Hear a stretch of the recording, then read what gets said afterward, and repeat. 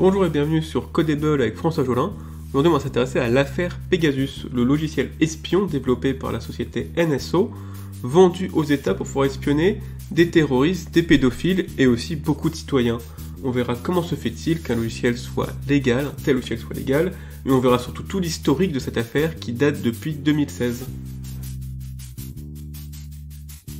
C'est ce dernier point qui va retenir notre attention. En effet, comment ces machines vont-elles bouleverser notre vie ?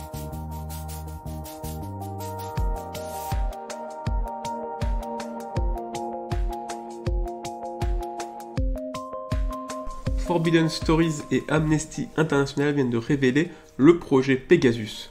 Pegasus est un logiciel développé par la société israélienne NSO Group qui permet de pirater n'importe quel téléphone, Android comme iPhone. Le téléphone se transforme ainsi en mouchard, espionnant son propriétaire à son insu. Les victimes se comptent en dizaines de milliers, dont des chefs d'État comme Emmanuel Macron. Devant un tel but, comment se fait-il que Pegasus soit un produit légal, que la NSO Group soit une entreprise prospère et en pignon sur rue? Pourquoi ses patrons ne sont pas déjà en prison?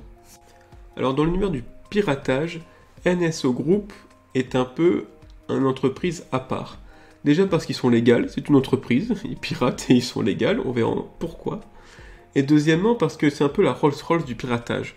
C'est-à-dire ils ne prennent pas des failles de sécurité toutes faites sur des logiciels qui n'ont pas été mis à jour, non, ils vont eux-mêmes chercher les failles. C'est-à-dire que pour réaliser ces piratages, NSO Group cherche en permanence de nouvelles failles dans les smartphones. Cette recherche constante a un coût élevé pour l'entreprise qui se répercute sur son produit. Il faut compter plusieurs dizaines de millions de dollars pour utiliser Pegasus. Avoir une envie si poussée d'espionner les citoyens et posséder un tel budget pour se payer Pegasus ne peut attirer que les États. Elle en revendique plus de 40, dont Israël, le Qatar, la Turquie, le Mexique, le Maroc ou l'Arabie Saoudite. La clientèle étatique de NSO étant ravie de son produit Pegasus, le produit, bien que monstrueux, devient légal de facto, puisque ce sont les États qui définissent la légalité. Depuis toujours, NSO, comme ses clients, se cache derrière un masque hypocrite, jurant que son produit sert uniquement à traquer les terroristes et les pédophiles. C'est promis, l'honnête citoyen, même dans l'opposition, ne se verra jamais visé, NSO Group veille au grain. Il est presque jovial de voir des chefs d'État si contents d'espionner leurs citoyens se retrouver eux-mêmes espionnés par d'autres pays. On assiste aujourd'hui à un grand jeu de dupes, faisant mine de découvrir Pegasus et ses horribles utilisations, alors que le logiciel est connu depuis déjà 5 ans. Et oui, c'est un scandale qu'on attendait de pied ferme.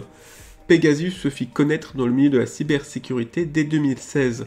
On détectait le logiciel dans le téléphone de Ahmed Mansour, un militant émirati. Le logiciel utilisait des failles dans iOS. En 2017, ce sont des journalistes mexicains qui se retrouvent sur écoute à cause de ce logiciel. En 2019, on retrouve le logiciel sur le smartphone de Jeff Bezos et Omar Abdulaziz, un dissident saoudien. Cette fois, le logiciel passait par une faille sur WhatsApp. Un simple appel à la victime permettait de l'installer discrètement.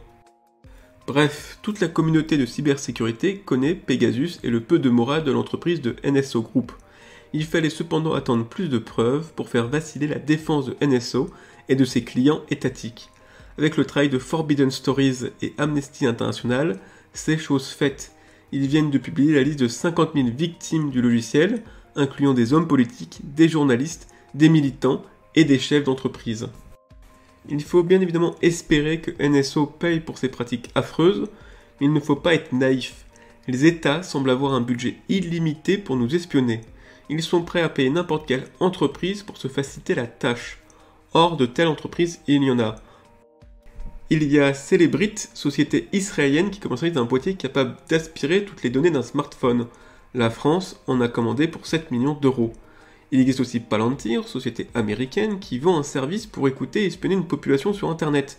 Une sorte de NSA clé en main pour les États. La France a passé un contrat de 10 millions d'euros avec eux. On peut également citer Hacking Team, société italienne, qui revend la découverte de failles de sécurité prêtes à être exploitées pour le piratage. Et il y en a beaucoup d'autres plus discrètes évidemment. Pour devenir un groupe criminel financé et légalisé par un État, il faut travailler pour lui en espionnant ses citoyens ou ses ennemis. Ce n'est par exemple pas le cas de DarkSide qui a piraté la Colonial Pipeline aux États-Unis en mai. Ils sont déclarés ennemis publics par Biden et activement recherchés par le FBI. Tout comme le groupe Revil qui a piraté le géant agroalimentaire américain JBS en juin dernier. Tous font pourtant le même métier, ils piratent des personnes à leur insu. Pourtant, certaines, car elles proposent d'espionner les citoyens, se font financer et adouber par les États. Voilà, c'est tout pour ce podcast d'aujourd'hui. Merci de m'avoir écouté. J'espère vous retrouver très prochainement sur codable.tv. À bientôt.